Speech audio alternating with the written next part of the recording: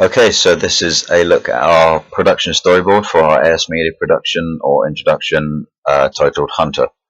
Now, a storyboard is very important to us as it allows us to see, whilst we're filming, the exact shots we need to do, how we're going to do them, and the order in which they're going to be taking place. So we know exactly what we're filming and when in chronological order. Okay, so the first shot is our logo production company title.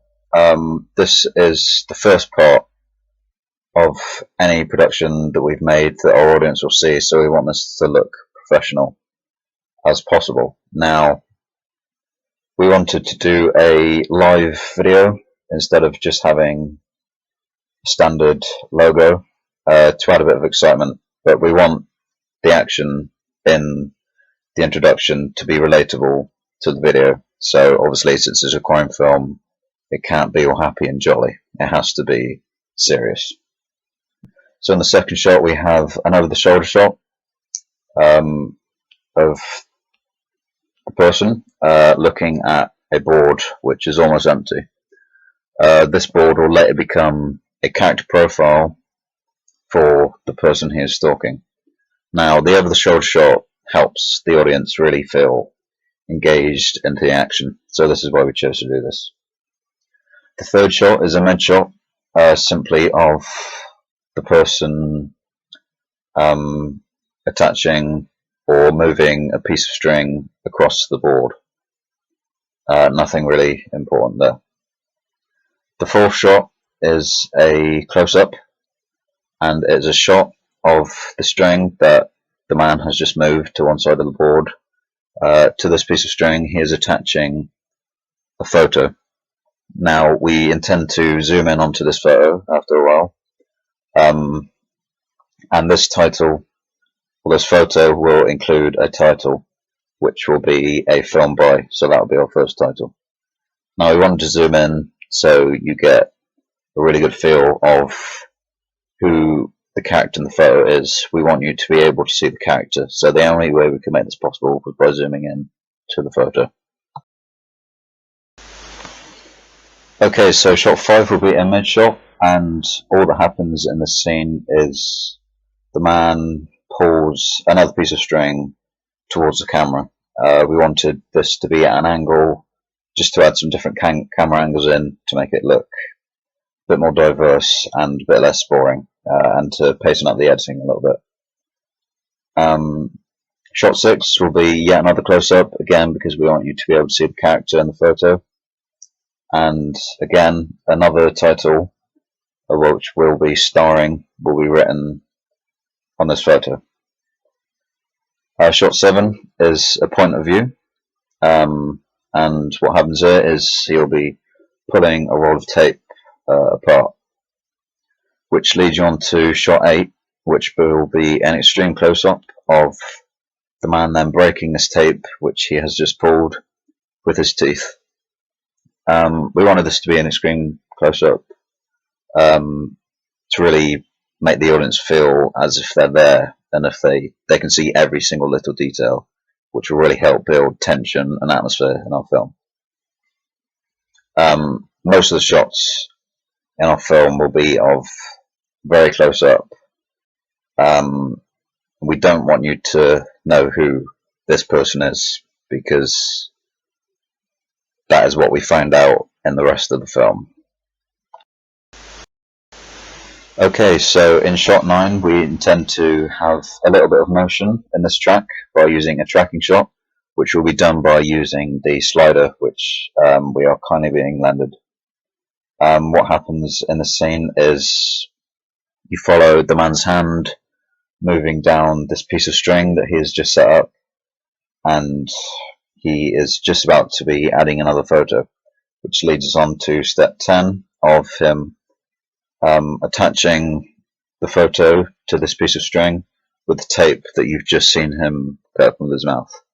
This will probably be another point of view shot, but we're undecided yet, as we could try to do some other things with it. In shot 11 we have another close-up from the front angle of a book. We intend to have these pages flicking, we want the pages to take up most of the screen because we don't want you to see the character's face behind it. We feel the sound in this shot will be really effective. Obviously, the flicking of pages, sometimes it can sound quite creepy, and we want to create a tense feel. Shot 12 will be an aerial shot of what is inside these pages, and you will see the man highlighting specific words in the pages. Okay, so in shot 13 we have a second aerial shot of the book. However, this time it is slightly further away from the book, so we get a bigger picture and you can see all of the book in the shot instead of just certain pieces of text. In shot 14 we have a close-up again of the book. This time it will be from a side-on angle again, and you will see the book slam shut. Again, the thump of the book when it closes will add a really good effect. In shot 15, you'll have another aerial view of the book, and the title of the book will be the title of our production, which is Hunter. So we'll have to set that up and add that to the book. But the film title will be the title that is on the book, which I think is really cool. So in shot 17 we have a side-on close-up of some scissors snapping shut. We intend to put the light shining directly onto the scissors, so you get this kind of cool reflection from when you close them. Shot 18 is a mid shot from a slight angle of the man cutting up another photo with the scissors we've just seen in the next shot. Okay, so shot 19, we intend to have the camera led flat on the ground, and the trimmings from the picture that he's just cut up will be falling to the ground. We want these to be close up, and we want to ensure the depth of field is focused specifically on these trimmings, so the background will be blurred out. You'll still be able to see it, so you'll still be able to get some of the miss on scene, but we want it to be blurred because we want the audience specifically to focus on these paper cuttings. In shot 20 we have a cut-in shot of an envelope from the side as he is picking it up. So he picks up this envelope.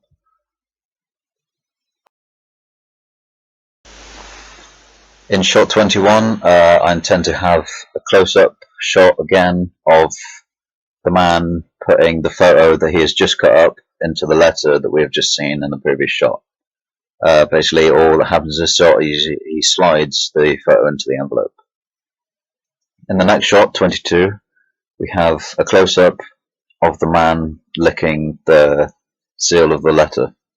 In this shot, I thought a pull focus shot going from the letter to the man's face would be quite cool and be a really good effect. However, in this shot, we still don't want to see the man's face because we don't yet want you to know who he is.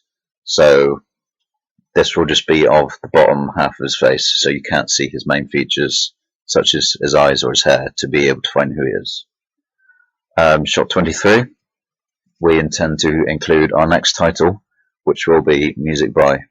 This will be another close-up of the letter, and as he folds the top of the envelope down, you see the title written on the front of the envelope. 24, we go into a different shot altogether, which is of a closer mid shot of a newspaper article. So you can see most of the newspaper in this shot, and we will be focusing on close-up parts of it further on. In shot 25, we're going to have an extreme close-up of the man ripping the picture out of a newspaper that we've just seen. This will be from point of view, again, to make the audience feel as if they're really there and they're experiencing it from this person's point of view. Also, being close up, we want to be able to hear the ripping effect of the newspaper, which will be really good. 26 will be, again, an extreme close-up of the man picking up a pin. 27, another close-up of the man taking the photo that is just ripped out of the newspaper and the pin and pinning it onto another piece of string. On page 28, we will have a close-up of a list of names. Now, the audience can leave this up to imagination of who these names are. They could be other possible victims, family, people who are important to this character, anything like that. We intend to use this. We intend to use the slider again with an extreme close-up of these list of names, and the slider will be used to go down these list of names. And again, in these list of names, there will be our titles involved directly into this text.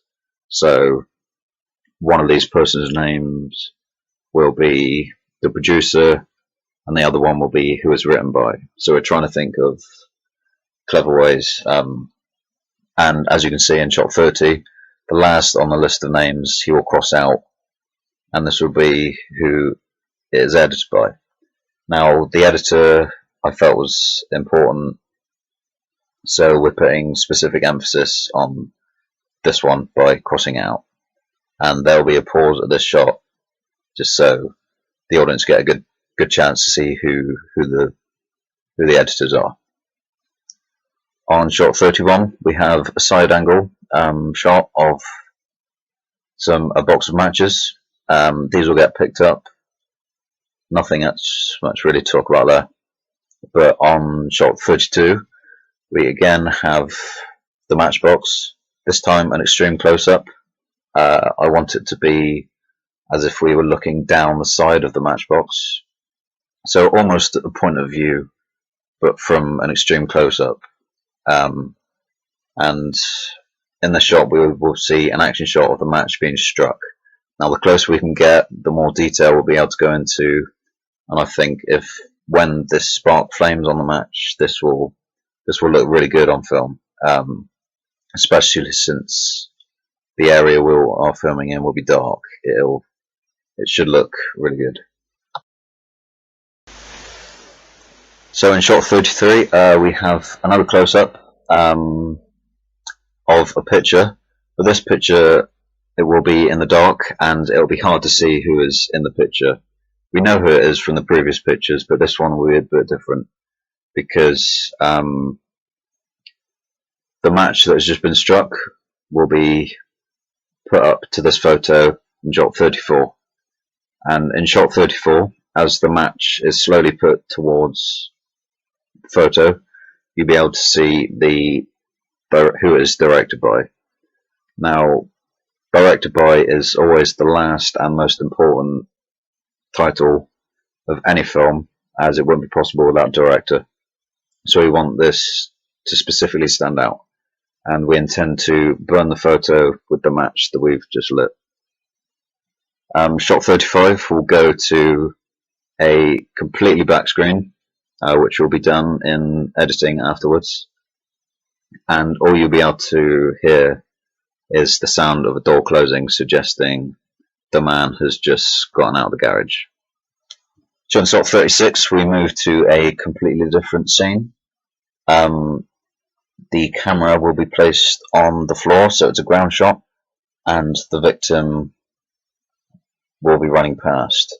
You only get to see the bottom part of his body from now on, as we leave it to imagination of who this character is, but you will later on realise that it is the person that the man has been having all these photos of. By slightly facing the camera down, so at a high angle, it will sort of suggest that this character is under a higher power.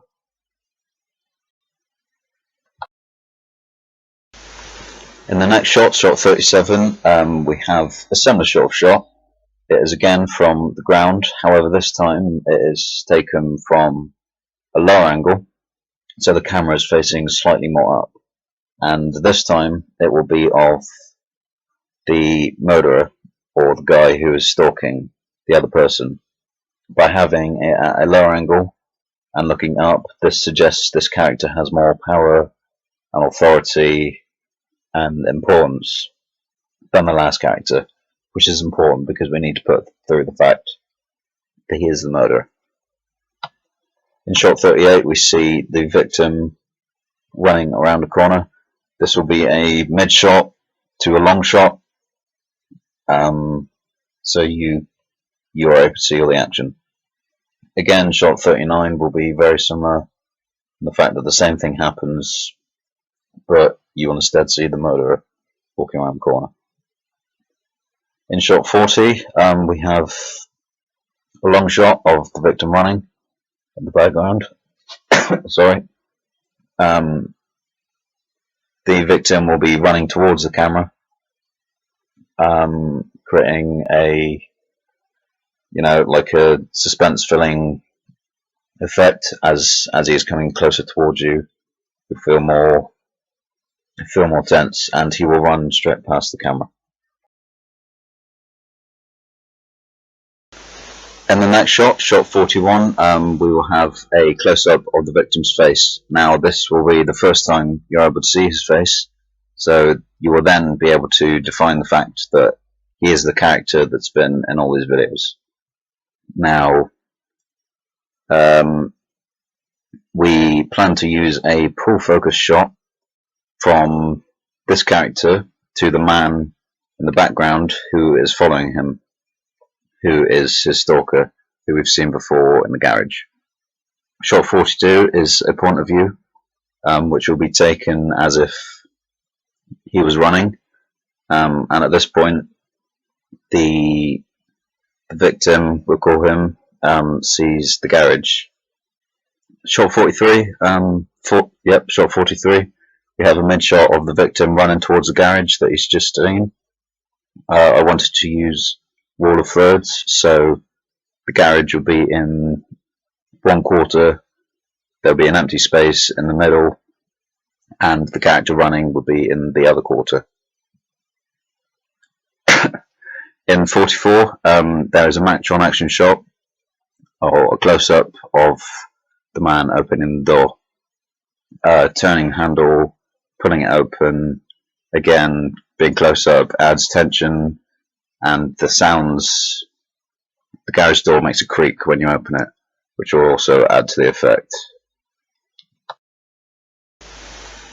Shot 45 will again be from inside the garage, from the far end. The camera, it will be a mid shot.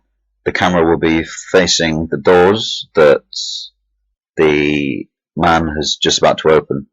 So you see the doors open and the man's silhouette is there. Shot 46, we have a mid shot of the victim walking through the garage. Now, I wanted the camera to be placed behind some of the mise-en-scene in this shot. For example, tools, boards, things like that. I feel this will sort of establish the fact that we are back in the same garage because it was full of junk and tools such as this. And it would just look really good. Shot 47 will be another point of view for the man walking through the garage. You'll be able to see him looking around, looking to his side, seeing what's there, walking really slowly. His hands will be trembling because obviously he's scared. You'll be able to hear heavy breathing as he's just finished running. Shot 48 will be a mid shot again from the other end of the garage, and it will just be him walking towards the camera to the corner. Shot 49 again will be a point of view. Again, it's just him walking through the garage, but this time he gets to the end of the garage into a little corner and he sits down. The audience will be able to recognize this place as it is where the stalker was before. In shot 50, we have a side shot, which will be a close-up of the victim who is just sitting down in his corner. Obviously, he'll be a bit red in the face. He'll be looking very nervous. And in this shot, we intend to eventually. This will be quite a long shot in terms of length, and eventually the character will look to his left and see the character profile on the wall with all the bits of string and photos that this murder has created. But this will be a full focus shot. So as he turns around to see what's on the wall, the camera will focus onto the wall itself and what he is looking at. The next shot, shot 51, is a point of view of him pulling down one of the photos that he's just seen on the wall, and this photo will be of the man himself. Shot 52 is a ECU, or extreme close-up, of his face, which will again show facial expressions emphasizing the fact that he is extremely confused, nervous, and worried about the situation he has found himself in. Okay, so in shot 53 we have another over-the-shoulder shot of the man, and you'll still be able to see the photo in his hand, and you'll be able to see the doors in the background. The camera will be of a high angle, so we're looking down upon the character, connoting that he's not the most powerful or important being there. You'll be able to see the doors in the background, which leads us to the next shot, shot 54, in which these doors swing open and you see the character look up. You won't be able to see the character who's just opened the doors. You'll just see a silhouette of his legs to keep it down to mystery. Okay, so from there we go straight to 55, which is of an extreme close-up of a gun being held. Now, we want to see the details of the gun. Again, like with the scissor shot, we want light reflections off of it, and his finger will be on the trigger, which is automatically almost suggesting what is going to happen. But instead, we decided to leave it down to audience feeling by going to shot 56 with a completely blank screen. You don't see the gun being fired, you don't hear anything apart from a black screen, which leaves it down to audience imagination and what they think is going to happen. But I'm pretty sure it's quite obvious that the man will eventually get killed. But it just leaves it as a bit of a cliffhanger for people to want to watch the rest of the film.